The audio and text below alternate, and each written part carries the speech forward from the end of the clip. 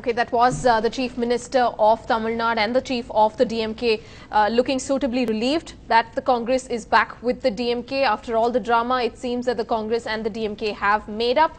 We don't, of course, know what the transcripts are of what exactly the conversation was between the Congress leader and the Chief Minister here. But he would, of course, be relieved with the fact that they are back in the alliance. But they, of course, had to give away with those 63 seats. Let's listen in to what the Congress in charge of Tamil Nadu had to say after he met with Sonia Gandhi to get his permission to officially announce that they're back with the DMK. The alliance is back to power like on earlier occasion. And this is a winning alliance. We have our other partners also. Apart from DMK, Congress, there's TMC, no, PMK, there is VCK, then there's Congo Party, then we have Muslim League. So all put together, this is a winning alliance, and I'm sure that once the elections are through, we shall be able to form the government once again. Thank you. Right, let's also listen in to what MK Aragiri had to say. என்ன formula work out ஆயிருக்குன்னு சொல்லுங்க sir. என்ன ஃபார்முலான்னா winning formula இது. Winning formula. எந்த இடத்துல இப்ப 61 உங்களுக்கு தெரியும். இல்ல ரெண்டு சீட் எங்க இருக்கு? 234 தொகுதிகள் 63 இடங்கள் அவங்க இருக்காங்க. சார் 234 இடங்களில் காங்கிரஸ் 63 இடங்கள் இருக்காங்க. அவ்வளவுதான். Trust Dayanidhi Maran to come up with a smart line like that. End a formula, and he says winning formula.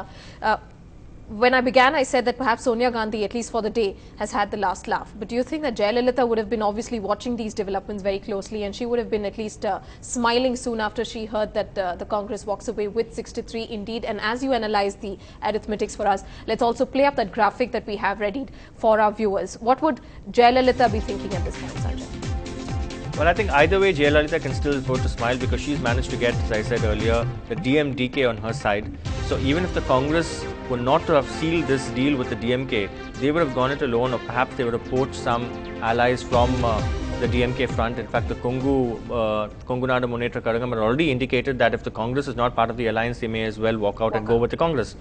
So either way, the DMK being on the side of the Congress or not, wouldn't have really made much of a difference for Ms. Jayalalitha. Now, of course, has this spat only made her a little more happier now?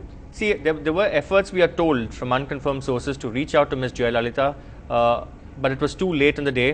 Earlier, she had actually floated a trial balloon before the action on the Spectrum case was actually taken, offering support, her party, those 9 MPs plus getting MPs from other parties as well, in the event of the DMK pulling out.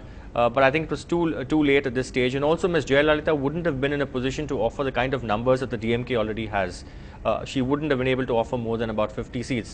And if that had to happen, certain other of her long-standing allies like the MDMK may have had to walk out. Would have been upset, and so would the left parties be upset. Yeah, also another interesting point here, what Aragiri says, Radhika, he says, in fact, I don't think they've really given up power sharing. That's important from the Congress's perspective. And also Aragiri seems to have made some statement. If you listen to that whole bite again, it seems that they have already also decided on constituencies, at least as far as the Congress is concerned.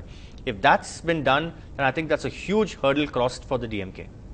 Right, you're saying that they perhaps have chosen constituencies from the mainly the southern region, which they have been demanding, and you're saying that's a hurdle crossed for the DMK? See, I think actually a hurdle.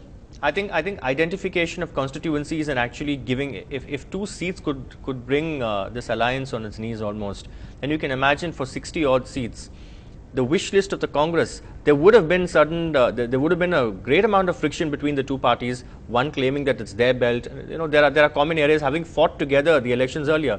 So the fact, if they have actually sealed the deal comprehensively, including the identification of constituencies, then I think it's a huge, I think that would have been a hurdle, and if that's been crossed, then that's a big relief for Mr. Karunanidhi, and he has more reasons than one to say that it's a happy day for him.